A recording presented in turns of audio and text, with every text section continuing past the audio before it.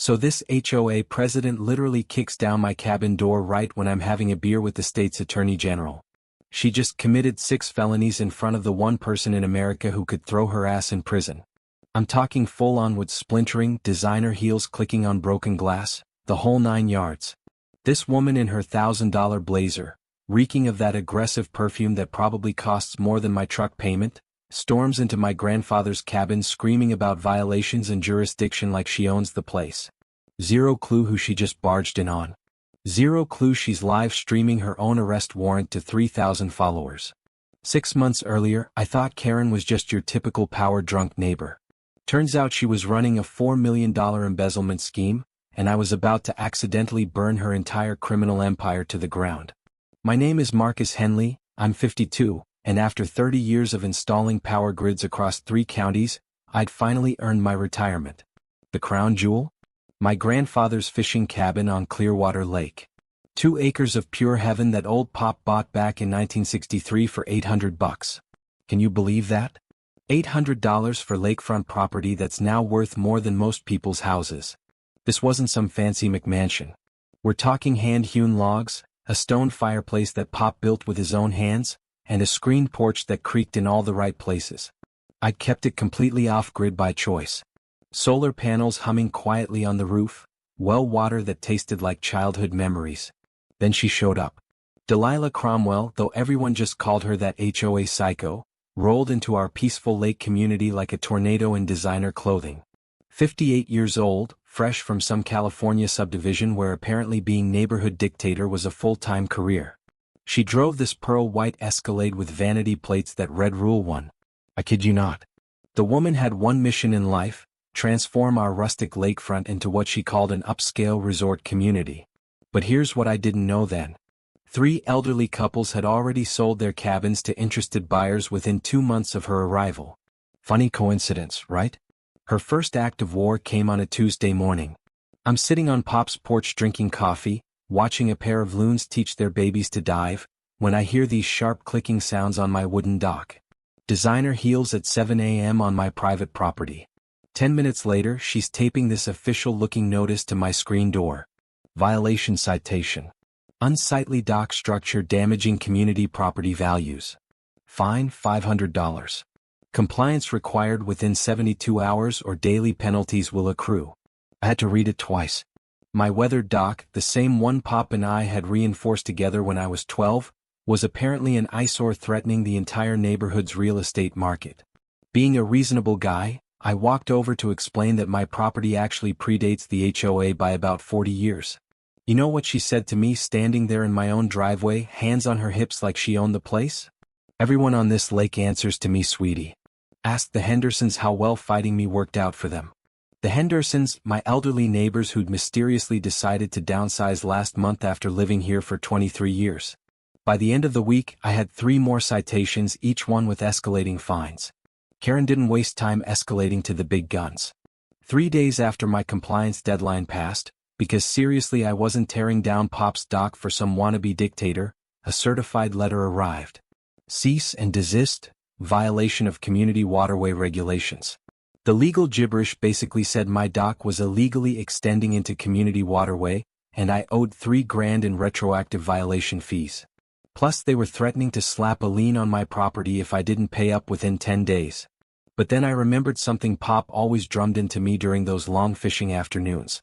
Marcus, when someone's trying to legal talk you out of your land, the real truth is always in the county records. Never trust what they tell you. Go find the actual papers. So I drove down to the county courthouse. The clerk, a sweet lady named Betty who remembered Pop from his fishing tournament days, helped me pull the original property surveys.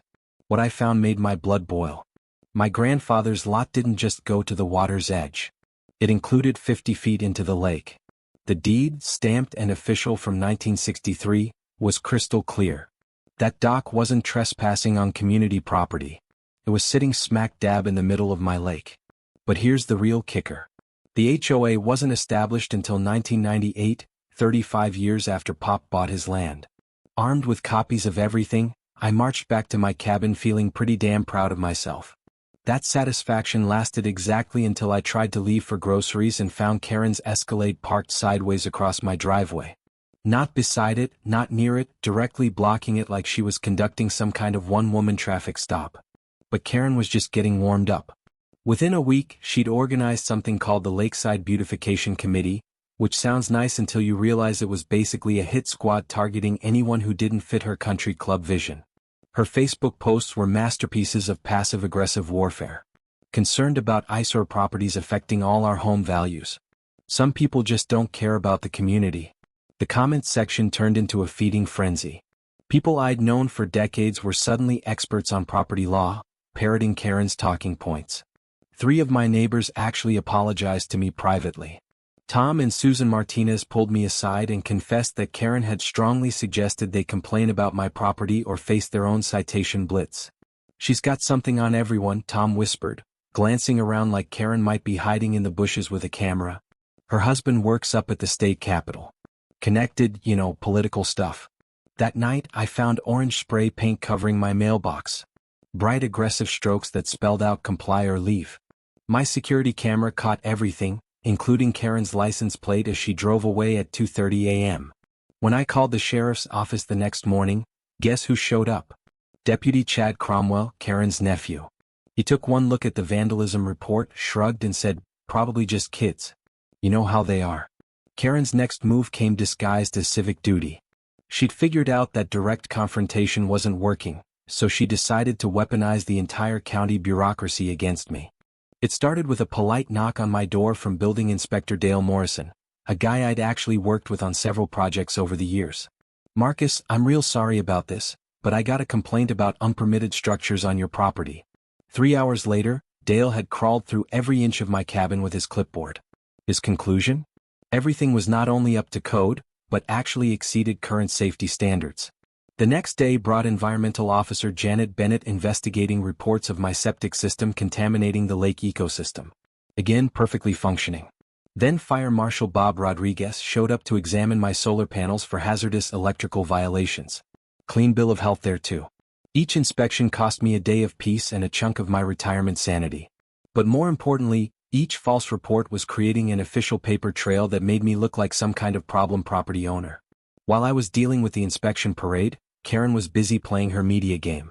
She'd managed to get herself interviewed by Channel 7's Community Spotlight segment, positioning herself as this concerned citizen fighting to protect our family-friendly lake environment.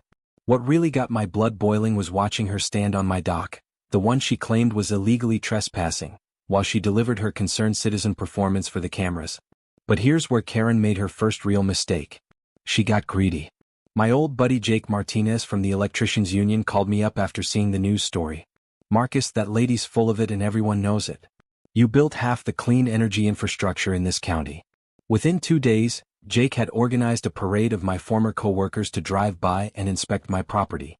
Turns out having 20 master electricians publicly vouch for your work tends to shut down the hazardous installation narrative pretty quick. That's when things started getting interesting.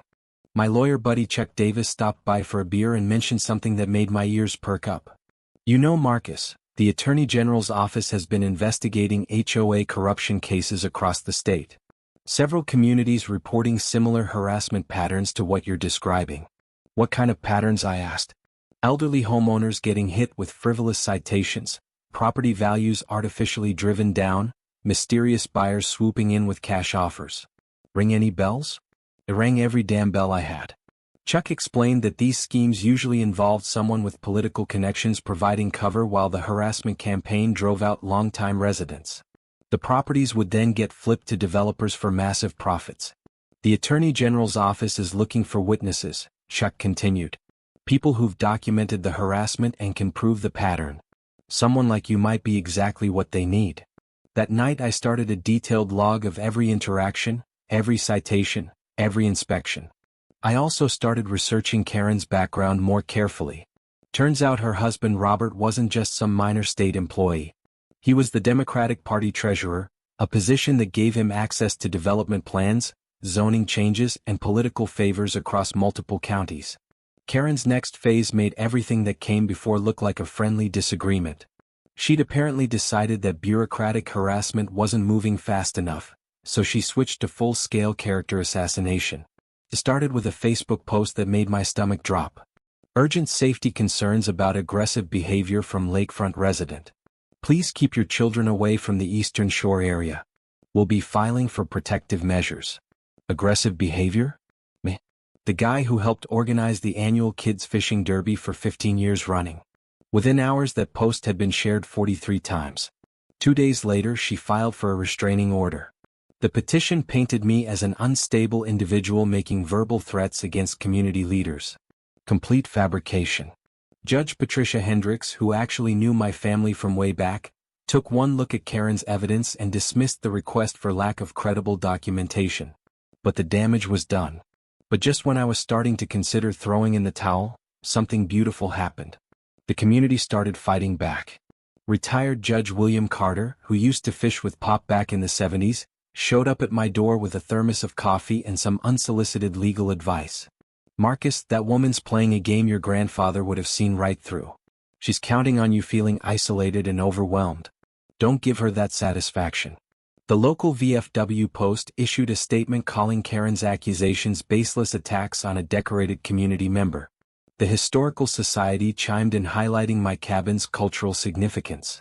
Even the environmental group that monitored lake water quality praised my sustainable living model. The breakthrough came when I was doing the most boring thing imaginable, organizing paperwork for my meeting with the Attorney General's office. I was sitting at Pop's old oak table surrounded by stacks of citations when something caught my eye. One of Karen's violation notices had this tiny footer. Fines payable to Lakeside Estates Community Improvement Fund. That sounded official enough, but something about it nagged at me. So I decided to dig deeper. The county clerk's office pulled up the HOA financial records. The numbers didn't add up, not even close.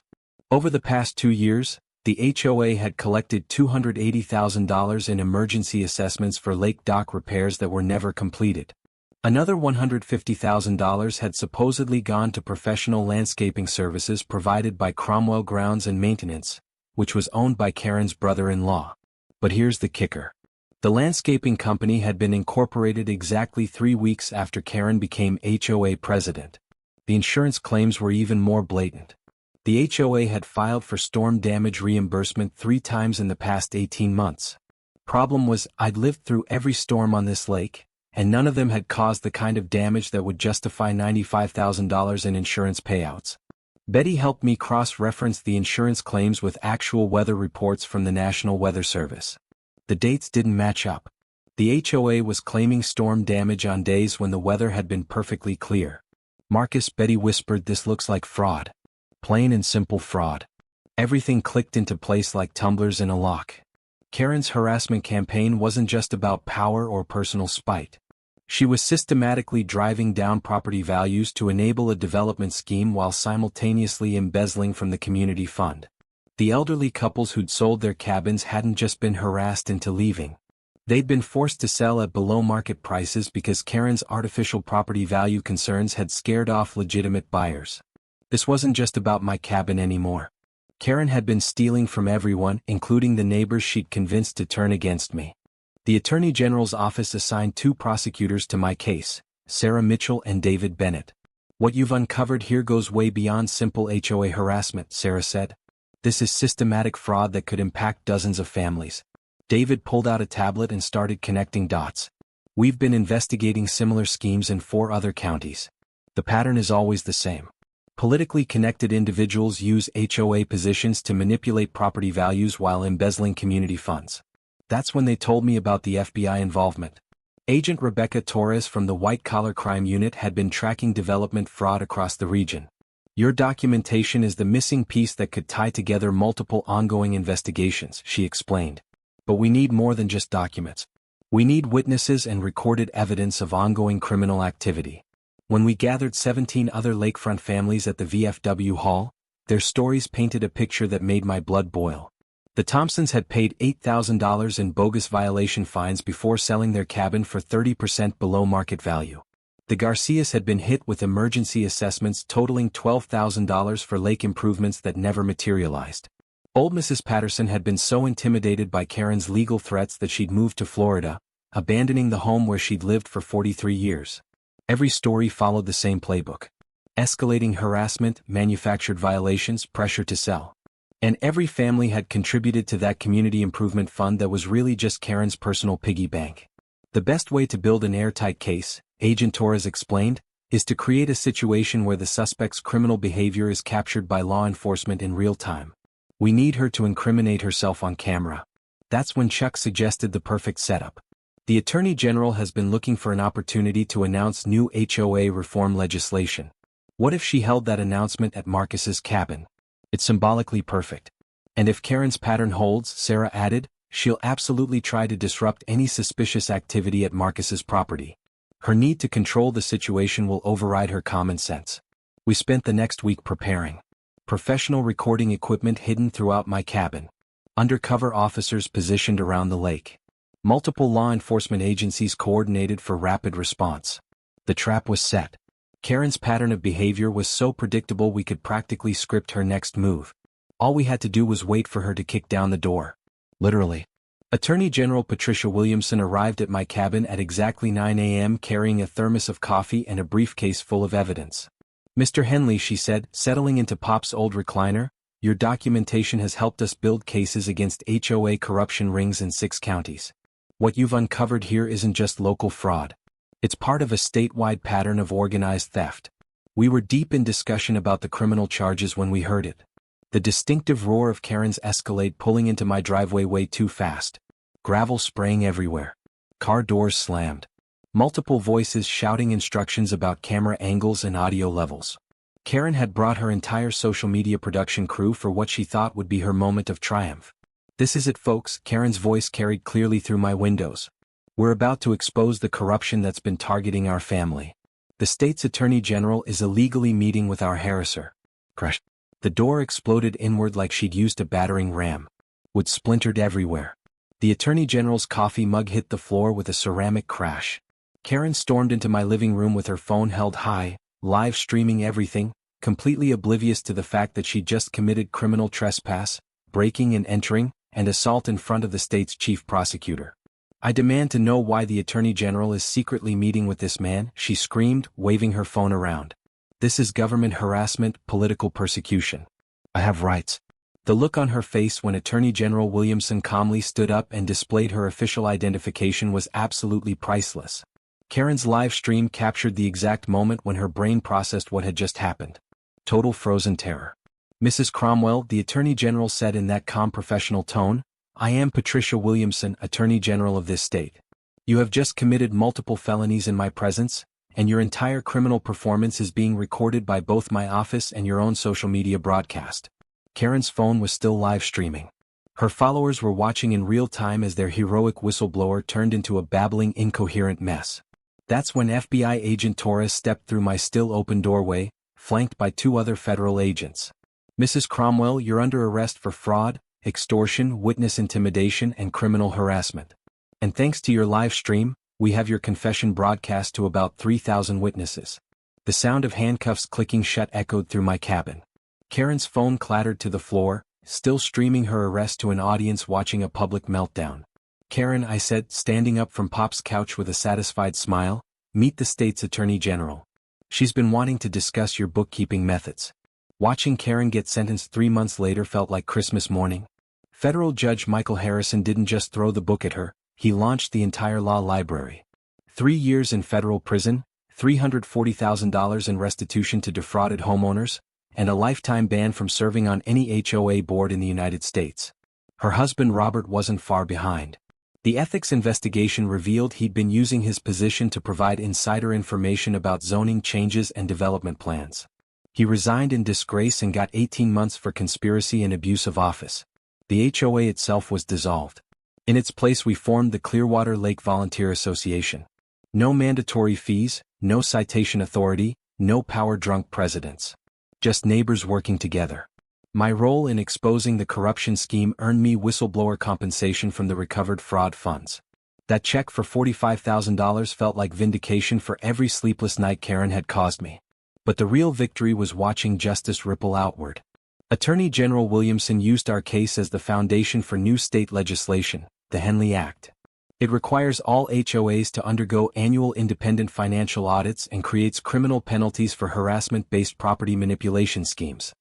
3 other counties used our evidence to prosecute similar fraud rings. The FBI's final report identified over 24 related cases spanning 5 states. The families who'd been driven from their homes started coming back too. The Hendersons bought a beautiful new cabin 2 lots down from mine. Mrs. Patterson moved back from Florida and threw a block party that lasted until sunrise. Property values didn't just recover, they soared. Our little lake became a model for sustainable community living. My off-grid cabin, once Karen's target for eyesore citations, now hosts monthly tours for people interested in solar power. The State Environmental Agency featured us in their Renewable Energy Showcase program. I'm sitting on Pop's porch right now watching the sunset paint the lake in shades of gold and purple. The loons are calling to each other across the water. My solar panels hum peacefully on the roof, powering a life that's finally my own again. No more certified letters, no more inspection visits, no more designer heels clicking across my dock at dawn. Just the gentle lap of waves against weathered wood and the knowledge that sometimes, if you're stubborn enough and righteous enough, David really can beat Goliath. Now I want to hear from you. Drop a comment sharing your own HOA nightmare. Trust me, you're not alone in this fight. Hit subscribe if you want more stories about everyday people taking down corrupt systems, because there's a lot more where this came from.